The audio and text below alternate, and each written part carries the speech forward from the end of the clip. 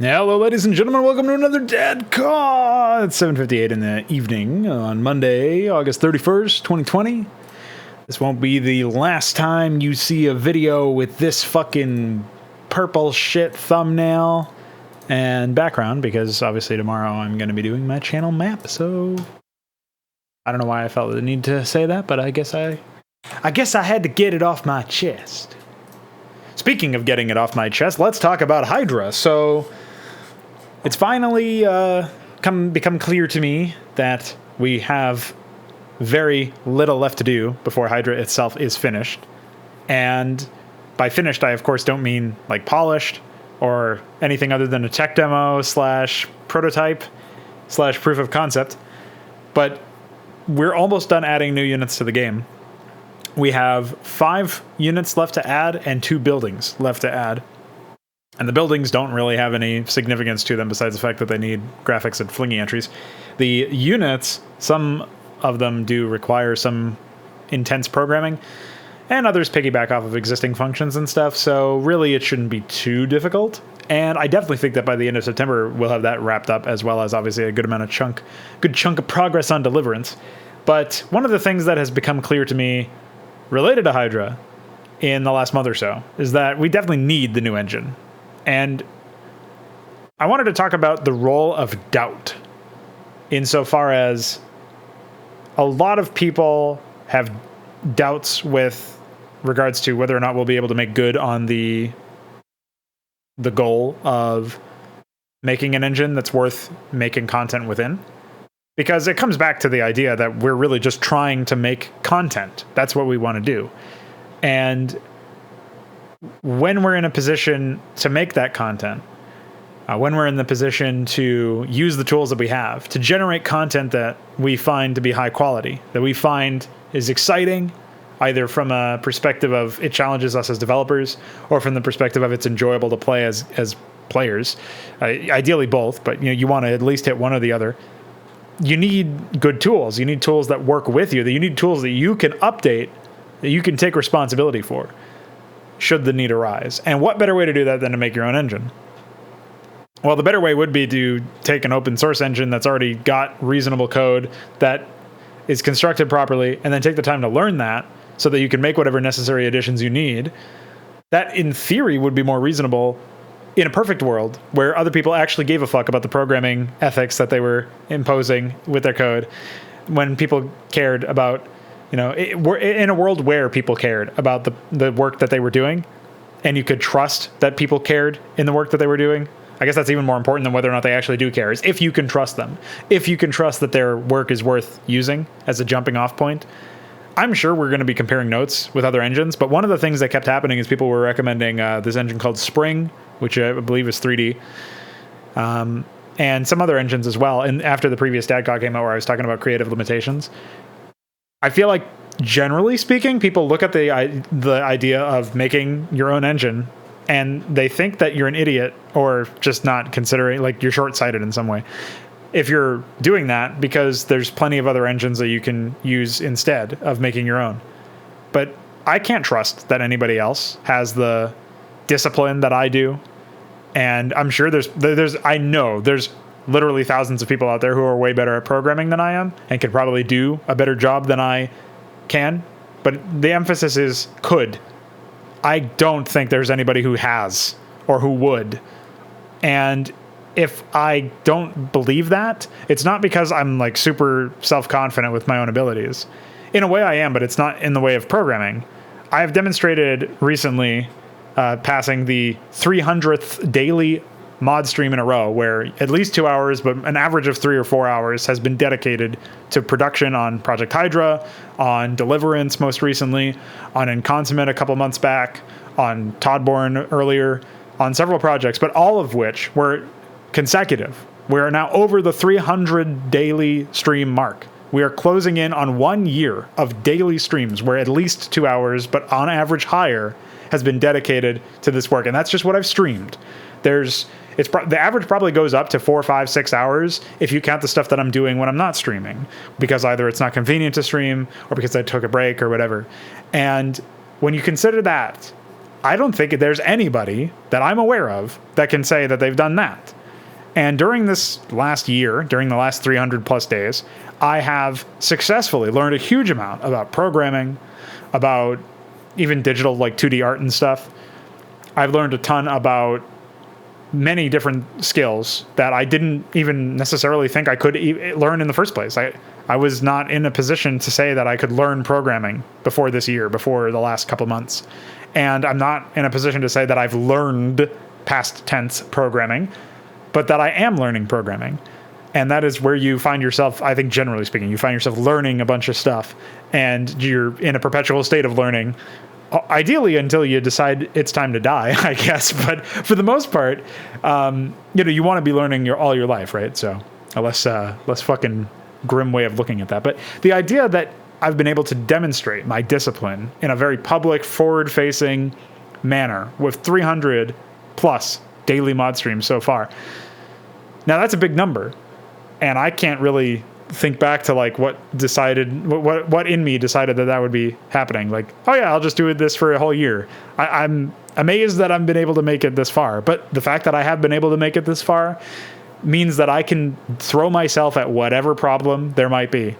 And I don't think it'll continue. The streak will continue unbroken after a year.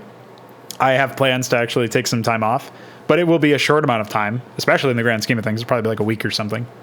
And even if the streak takes a little bit longer to start back up and remain unbroken, there will be streaks that are at least as long, if not longer, than this year-long streak that we're going on.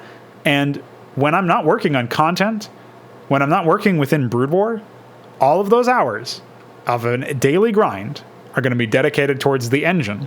They're going to be dedicated towards developing tools that I can then use to then do another set of streaks on actually developing content. That's the goal.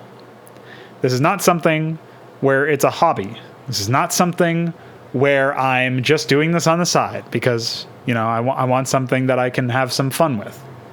This is my craft. This is what I have dedicated at least the last 300 straight days, but most of my adult life, if not all of my adult life, to be honest, towards fashioning a series of games and a series of content that I can feel good about, that I can say is high quality, that I can promise is a break from the monotony and the disrespect that modern games provide their players.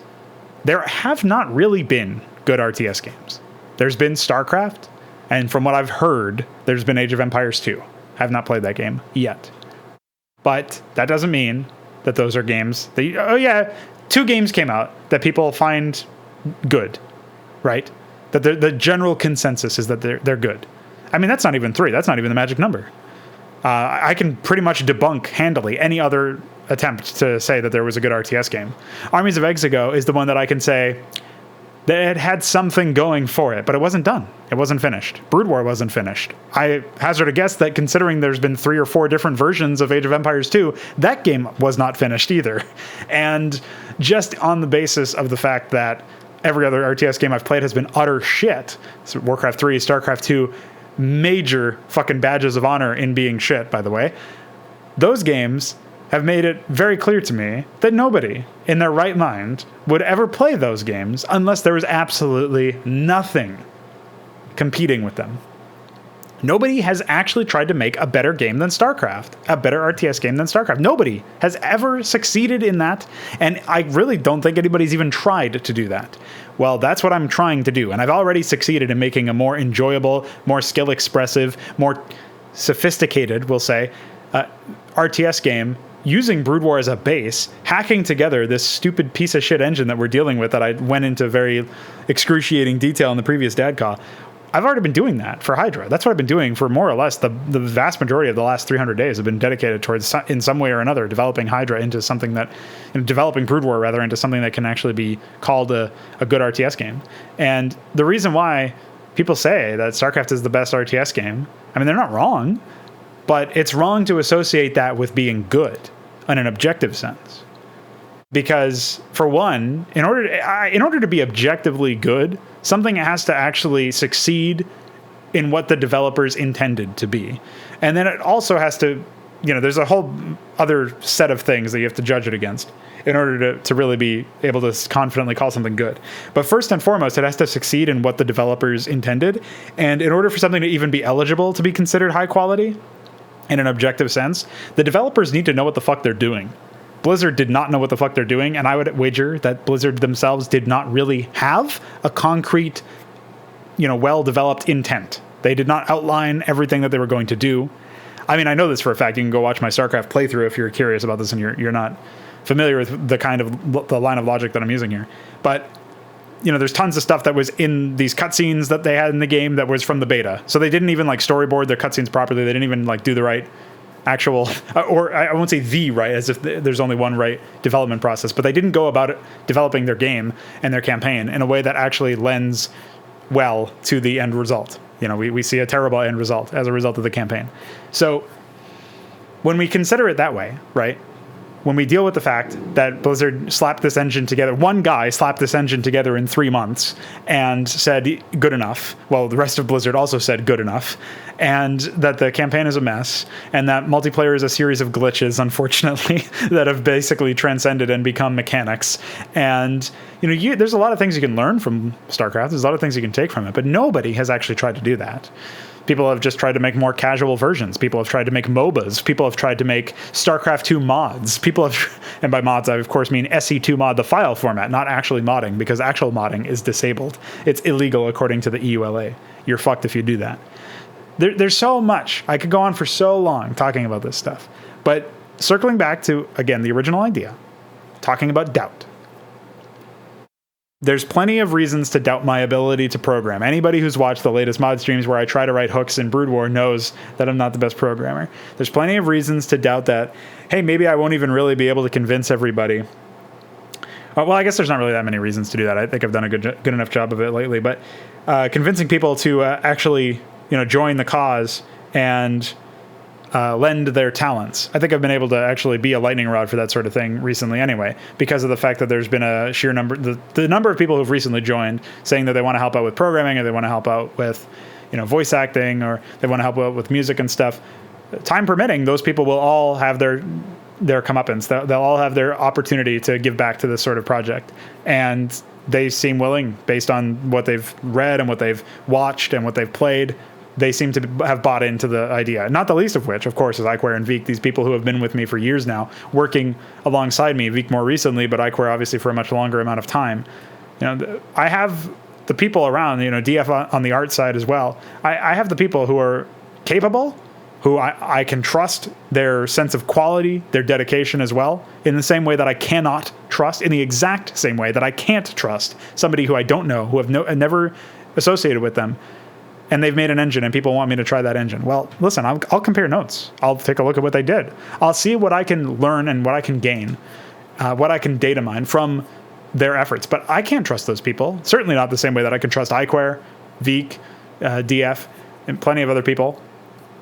People who have just donated so much of their time to me down the years and are still here, still hanging, still working.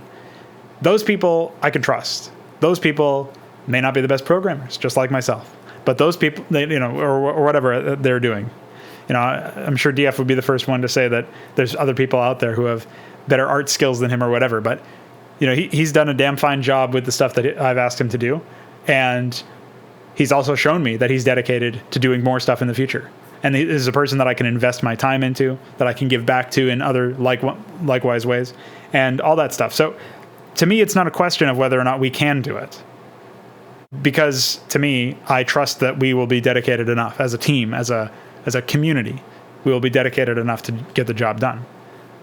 It's certainly not going to be easy.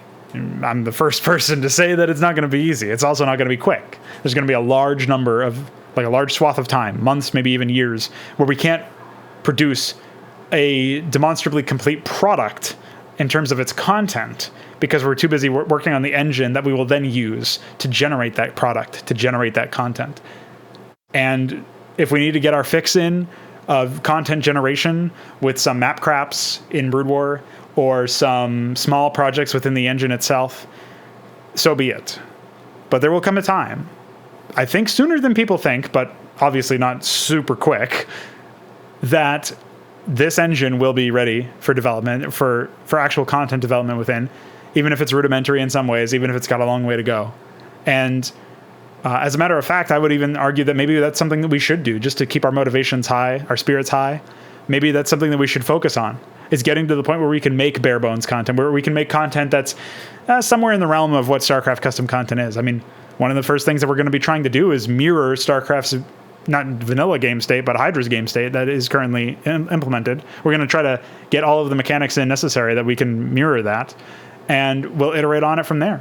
And if we can actually have game nights and single player content and cooperative content within the engine, and even if it just ends up feeling like StarCraft, I mean, that's a great first step, because at least we've made something that's as good as StarCraft, which nobody else has done. And at least now we have the source. You know, we have the ability to continue updating the tools, to continue changing the game, to continue making this whatever we need it to be. So I hope that I've shed some light on why I do not share the doubt that other people have. The role of doubt in this particular case is a sensible one, because people on their face, on its face, the goal of making your own engine seems a little crazy. But I hope that I've convinced you that it's not as crazy as it initially sounds. Yeah, it's going to be a lot of time, but 300 days is a lot of time. And I think that we'll probably have something worth looking at in less than 300 days. So at a minimum, I just need to equal my streak, I think, and we'll have something going for us. And I'm willing to do that. I'm willing to do it for multiple years. I'm willing to do whatever I need to do in order to secure that sort of goal. And that's because this is what I actually want to do with my life. As strange as it may sound, I am a strange, polite man. You know what I mean? That's an old reference. But I'm a guy who just wants to make content that I can enjoy. And it seems like my interests, the things that I enjoy, line up with a lot of other people who have since grown into this community that also has this sort of shared respect for the craft and respect for what games could be, what RTS games especially could be, if somebody gave enough of a fuck to make them that way. And we're going to see if I can really put my money where my mouth is, as it were. But yeah, the doubt is actually healthy. I don't know. I hope I didn't come across like I was attacking the idea of it, because the role of doubt makes sense. You don't want to be engaging in actions that, like the game theory says, would not work out. But there is no other option as I see it, because I can't trust anybody else. And the time investment it would take to verify whether or not somebody could be trusted. Like I certainly can't just take them at their word that they've programmed it well and that it's open source, and then when you learn it, it's fine. Because I've been burned too many times with that already. And so I cannot allow myself to invest a huge amount of time into learning somebody else's code base, reverse engineering whatever I need to reverse engineer, rebuilding a bunch of shit from scratch, cutting out whatever I don't need, because I'm sure there's going to be tons of stuff in there that's just absolute AIDS, and moving on into an environment where I can be secure in the knowledge that I can make what I need to make, what I want to make within this engine. And I can't trust that that's like a given premise. I just can't accept that without evidence. And the way to gather the evidence sufficient for it requires a large amount of time, a large amount of investment, where the answer may be no, and I'm no more, no better off than I was before I even undertook that journey. Like, yeah, okay, I guess I'll be a little bit better at actually reading other people's code or something. But odds are I'm not going to gain anything really tangible. Whereas, if it takes multiple months of working within somebody else's engine to figure out that their engine is a dead end, that could have been multiple months developing my own engine, which is infinitely more useful, because as enough multiple months go by, my engine will be ready for content development. So, pushing that invisible progress bar along is really what I'm after. It's what I've been doing for the past 300 plus days. So I hope you enjoy me for the 333rd stream, whenever the fuck that is. And I hope you enjoy me, by the way. I hope you enjoy me for the next DADCAW, I guess, because I'm done with this one. So, yeah, leave your thoughts in the comments below, and make sure that you tell whoever developed Spring that I told him he's an idiot. I don't know. Whatever kids do these days for shits and giggles. Bye.